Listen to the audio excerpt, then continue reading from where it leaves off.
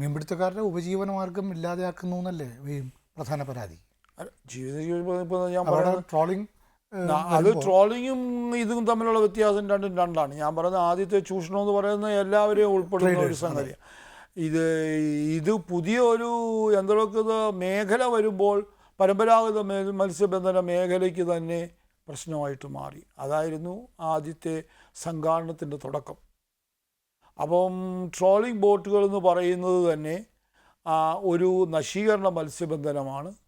അത് പരമ്പരാഗത മത്സ്യത്തൊഴിലാളികളെ ബാധിക്കും, അത് മത്സ്യസമ്പത്തിനെയും ബാധിക്കും എന്നുള്ള ഒരു രീതിയിലേക്ക് വന്ന് അത് മൺസൂൺ കാല ട്രോളിംഗ് നിരോധനം വേണമെന്ന് പറഞ്ഞുള്ള ശക്തമായ സമരങ്ങളും നിരാഹാര സത്യാഗ്രഹം വേറെ പലരും, വേലായുധനെ, ആലിസ് സിസ്റ്റർ, ഫിലമിൻ മേരി ഒക്കെ 22 ദിവസം വരെ നീണ്ടു നിൽക്കുന്ന, പിന്നീട് അതും ലോകത്തിൻ്റെ പല കോസ്റ്റൽ മേഖലകളിലും അത് ഇന്ത്യ മുഴുവൻ അതിൻ്റെ ചലനമുണ്ടായി. ഇന്നതൊരു യൂണിഫോം ബാനായിട്ട് മാറിക്കഴിഞ്ഞു. മൺസൂൺ മത്സ്യബന്ധനം തന്നെ യൂണിഫോം ബാൻ ഉണ്ടായിക്കഴിഞ്ഞു ഇന്ത്യ മുഴുവൻ. അതിൻ്റെ ആദ്യത്തെ തുടക്കം എന്ന് പറയുന്നത് തീരദേശ നിയന്ത്രണ നിയമമായിരുന്നു. ഓരോ സംസ്ഥാനത്തും തീരദേശ നിയന്ത്രണ നിയമം വന്നു. അതിൻ്റെ പശ്ചാത്തലത്തിലാണ് ബാൻ കൊണ്ടുവരുന്നത്. ഈ കോസ്റ്റൽ അക്വാറ്റിക് ഇൻഡസ്ട്രീസിനെ മൊത്തം തടയണമെന്നായിരുന്നില്ലേ വാദം? തീരദേശത്തുള്ള ഈ മത്സ്യബന്ധനവുമായി ബന്ധപ്പെട്ട വ്യവസായങ്ങളൊന്നും അവിടെ ഉണ്ടാവരുത് എന്ന് വരെയുള്ളൊരു എക്സ്ട്രീമിസ്റ്റ്. പ്രധാനപ്പെട്ട മത്സ്യം ട്രോളിംഗ് നിരോധനത്തിന് വേണ്ടിയായിരുന്നു ആദ്യത്തെ തുടക്കം. അത് തീരദേശ നിയന്ത്രണ നിയമം ഉണ്ടാകുന്നു, അത് നടപ്പിലാക്കാൻ വേണ്ടിയുള്ള സമരം. അതിനുശേഷം വരുന്നതാണ് അക്വാ കൾച്ചറിനെതിരായിട്ടുള്ള സമരം. അക്വാകൾച്ചർ, മത്സ്യകൃഷി എന്ന് പറയുന്നത് ഒരു നശീകരണമാണ്. മത്സ്യകൃഷി എന്ന് പറയുന്നത് എങ്ങനെയാണ് നശീകരണമാവുന്നത്? അത് മലിനീകരണം ഉണ്ടാക്കുന്നു. അതിന് ഇപ്പം 10 കിലോ മീൻ പിടിച്ച് അത് മീൻ പൊടി ആക്കിയെങ്കിലേ 1 കിലോ ചെമ്മീൻ കിട്ടുകയുള്ളൂ. അതിൻ്റെ ആവശ്യമില്ല. അപ്പോൾ എന്തിനു വേണ്ടിയാണ് ചെമ്മീൻ ഉണ്ടാക്കുന്നത്? കൂടുതൽ വില കിട്ടാൻ വേണ്ടിയാണ്. ആർക്ക് വേണ്ടിയാണ്? ഇത് പുറത്തുള്ള ഏറ്റവും കൂടുതൽ ആഹാരം കഴിച്ച് തടി കൊഴുത്തിരിക്കുന്നവരെ തീറ്റിപ്പോറ്റാൻ വേണ്ടി നമുക്ക് കിട്ടേണ്ട 9 കിലോയും കൂടെ ഇല്ലാതാക്കിക്കൊണ്ടാണ് അത് നടപ്പിലാക്കുന്നത്. ഈ സമരം ഇങ്ങനെ മുന്നോട്ട് കൊണ്ടുപോയിക്കുമ്പോൾ 2 തരത്തിലുള്ള പ്രയാസങ്ങളുണ്ടായിരുന്നു. ഒന്ന്, ഇതെല്ലാം ആരുടെയോ ചൊൽപ്പടിക്ക് നടത്തുന്ന സമരമാണെന്നുള്ള ഒരു ആരോപണം ഒരു ഭാഗത്തുനിന്ന്. മറ്റൊരു ഭാഗത്തുനിന്ന് എനിക്കറിയില്ല ഈ സഭയുടെ പ്രതികരണം എന്തായിരുന്നു. ഈ ആദ്യത്തെ സ്റ്റേജിൽ ഈ ബാൻ വേണമെന്ന് ഇവിടുത്തെ ശാസ്ത്രജ്ഞന്മാരോ രാഷ്ട്രീയക്കാരോ ആരും അംഗീകരിച്ചിരുന്നില്ല. അത് അംഗീകരിച്ചു എന്നുള്ളതാണ്. ശാസ്ത്രജ്ഞന്മാരും പഠനങ്ങളും കോടതികളും രാഷ്ട്രീയക്കാരുമെല്ലാം അംഗീകരിച്ചു.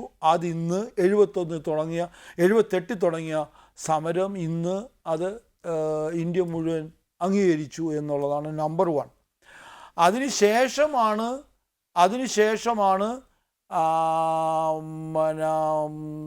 വിദേശ ആഗോളവൽക്കരണത്തിനെതിരായിട്ടുള്ള സമരം വരുന്നത്. വിദേശ കപ്പലുകൾ 2600 വിദേശ കപ്പലുകൾ ഇറക്കുമതി ചെയ്യാൻ തീരുമാനം.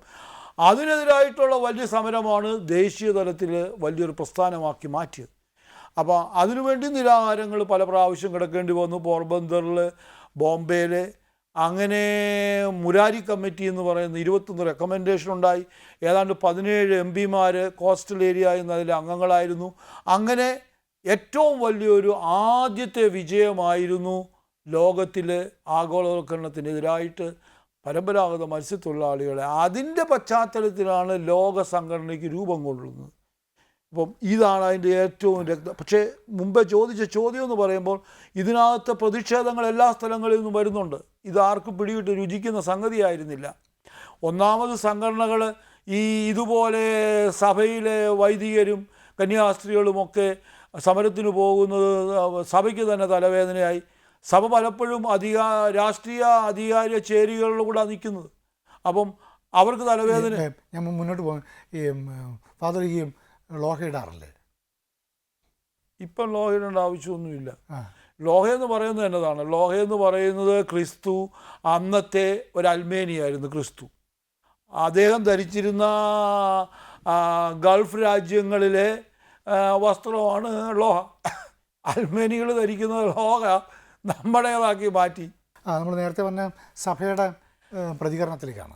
അതാണ് ഞാൻ പറഞ്ഞത്. ഈ സഭയെന്ന് പറയുന്നത് എന്താണ്? അതാണ് പ്രശ്നം. ഈ സഭയെന്ന് പറയുന്നതും യേശു തുടങ്ങിയ ഒരു പ്രസ്ഥാനം, അതായത് അടിമകളുടെ മോചനത്തിനു വേണ്ടി തുടങ്ങിയ പ്രസ്ഥാനം 320 വരെ ഏറ്റവും വലിയ രക്തസാക്ഷികളുടെ സഭയായിരുന്നു. 320 ഗതികേടിന് റോമ ചക്രവർത്തി ക്രിസ്ത്യാനിയായി. അപ്പോൾ അതേ നല്ല മനസ്സോടെ എല്ലാത്തിൻ്റെയും സ്റ്റേറ്റിൻ്റെ ഭാഗമാക്കി അങ്ങ് മാറ്റി. അടിമകളുടെ നേതാക്കളെയെല്ലാം രാജാക്കന്മാരെ പോലെ വസ്ത്രം ധരിച്ചുകൊണ്ട് കിരീടവും മുടിയും ചൂടി പർപ്പിൾ വസ്ത്രങ്ങളുമൊക്കെ സിൽക്ക് വസ്ത്രങ്ങളുമൊക്കെ ധരിച്ച് ബിഷപ്പ് പാലസിക്കൊണ്ടിരുത്തി. അപ്പോൾ ആ പ്രചോദനം മുഴുവൻ, അന്നുണ്ടായിരുന്ന ആ പ്രചോദനങ്ങൾ മുഴുവൻ നഷ്ടപ്പെട്ട് സ്ഥാപനവൽക്കരിക്കപ്പെട്ടപ്പോൾ അതിന് വിരുദ്ധമായി. അപ്പോൾ ഇന്ന് 320 ശേഷമുണ്ടായ പ്രക്രിയയാണത്. അപ്പോൾ അത് സ്ഥാപനവൽക്കരിക്കപ്പെട്ട് കഴിയുമ്പോൾ ആ അടിമകളുടെ സ്വാതന്ത്ര്യത്തിനു വേണ്ടി നിലകൊണ്ടിരുന്ന സഭ വേറെയായിട്ട് മാറി. അത് തന്നെയായിരിക്കും ഇവിടെ നടക്കുന്നത്. എന്തായിട്ട് മാറി? അത് വലിയ രാജാക്കന്മാരുടെയും അതുപോലെ തന്നെ ധനവാന്മാരുടെയും സഭയാക്കി മാറി. അവിടെയാണ് ഈ സമരം പരമ്പരാഗത മത്സ്യത്തൊഴിലാളികളുടേതാക്കി ദരിദ്രരുടെയും പാവപ്പെട്ടവരുടെ ആക്കി മാറ്റിയപ്പോൾ അധികാര കസേരകളിൽ ഇരിക്കുന്നവർക്ക് ഇത് തലവേദനയാവും. സഭയ്ക്കകത്തും പുറത്തും ബോത്ത് രണ്ടിടത്തും. അപ്പം അവരെല്ലാം കൂടെ ഒന്നാവും. ഞാൻ നേരത്തെ സൂചിപ്പിച്ച ഈ എള്ളക്കമാറയുടെയും കാണുന്നത് അല്ലേ? എള്ളക്കമാറ പറഞ്ഞത് ശരിയാണ്. എള്ളക്കമാറ പറഞ്ഞത് അപ്പം കൊടുക്കുമ്പോൾ എല്ലാവർക്കും സന്തോഷമാണ്. പക്ഷേ എന്തുകൊണ്ട് ദരിദ്രർക്ക് അപ്പം കിട്ടുന്നില്ല എന്ന് ചോദിച്ചു കഴിഞ്ഞാൽ കമ്മ്യൂണിസ്റ്റ് അപ്പം കമ്മ്യൂണിസ്റ്റുകാർക്ക് മാത്രമേ ഇത് ചെയ്യാവുള്ളൂ എന്നുള്ള പ്രശ്നമുണ്ട് അതിനകത്ത്. കമ്മ്യൂണിസ്റ്റ് സ്ഥാപനവൽക്കരിക്കപ്പെട്ട് കഴിഞ്ഞു. കമ്മ്യൂണിസവും സ്ഥാപനവൽക്കരിക്കപ്പെട്ട് വരുമ്പോൾ ആദ്യത്തെ ഉദ്ദേശശുദ്ധി ഇല്ലാതാവും. ഈ സ്ഥാപനവൽക്കരണം എല്ലായിടത്തും അതെല്ലായിടത്തും ഉണ്ടായിട്ടുണ്ട്. സഭയ്ക്കകത്തും ഉണ്ടായിട്ടുണ്ട്, രാഷ്ട്രീയ പാർട്ടികളും ഉണ്ടായിട്ടുണ്ട്, കമ്മ്യൂണിസത്തിലും ഉണ്ടായിട്ടുണ്ട്. ഫാദർ കോച്ചിയുടെ ഈ സഭയുടെ കാര്യം തന്നെ എടുത്താലോ? ഞങ്ങളുടെ സഭയിൽ തന്നെ വളരെ രസകരമായ സംഗതിയാണ്. ആദ്യമേ ഇത് തുടങ്ങിയത് 18-ാം നൂറ്റാണ്ടിൽ അൽഫോൻസ് ലിഗോരി എന്ന് പറയുന്ന വലിയ പ്രഗത്ഭനായ ഒരു വക്കീലായിരുന്നു തുടങ്ങുന്നത്. അപ്പോൾ ആദ്യമേ ഇത് വലിയൊരു കേസ്, 2 ഡോക്ടറേറ്റ് ഉണ്ടായിരുന്നു, കേസ് വാദിച്ചു, ഒരു ഡ്യൂക്കിൻ്റെ കേസ്. അപ്പം നിയമവശങ്ങൾ മുഴുവൻ ശരിയായിരുന്നു. പക്ഷേ ജഡ്ജിനെ ബ്രൈബ് ചെയ്തുകൊണ്ട് പുള്ളി തോറ്റുപോയി കേസ്. അതോടുകൂടി സലാം പറഞ്ഞു. അങ്ങനെ അവിടെ നിന്ന് ഇറങ്ങി അദ്ദേഹത്തിന് അവിടുത്തെ നേപ്പിൾസിലെ അതിരൂപതയിലെ ചെറുപ്പക്കാരെ ചേർക്കാൻ പോലും പുള്ളി അനുവദിച്ചില്ല. കാരണം അന്നും സഭ ധനികരുടെ സഭയായിരുന്നു. അപ്പോൾ അങ്ങനെ ആത്മാർത്ഥതയും അർപ്പണവും ഉള്ള ചെറുപ്പക്കാരെ അങ്ങോട്ട് വിടാൻ പുള്ളിക്ക് ഇഷ്ടപ്പെട്ടില്ല. അങ്ങനെ തീരാവ്യാധിയുള്ള ആശുപത്രി ജോലി ചെയ്യാൻ വേണ്ടിയാണ് ചെറുപ്പക്കാരെ അദ്ദേഹവും കോടതി വിട്ട് അങ്ങോട്ടാണ് പോയത്. അവിടെ നിന്ന് ഒരു പിക്നിക്കിന് പോയപ്പോഴാണ് സ്കാല എന്ന് പറയുന്ന ഷെപ്പേഡ്സിനെ കണ്ടു. ഷെപ്പേഡ്സ് എന്ന് പറയുന്നത് മുഴുവൻ കാത്തലിക്സാണ്. അവർക്ക് ഈ പള്ളിയിൽ കയറാനും ഇഷ്ടമില്ല, പള്ളിക്കാർക്ക് അവരെ ഇഷ്ടമില്ല. അപ്പോൾ 2 പേർക്കും സന്തോഷമാണ്.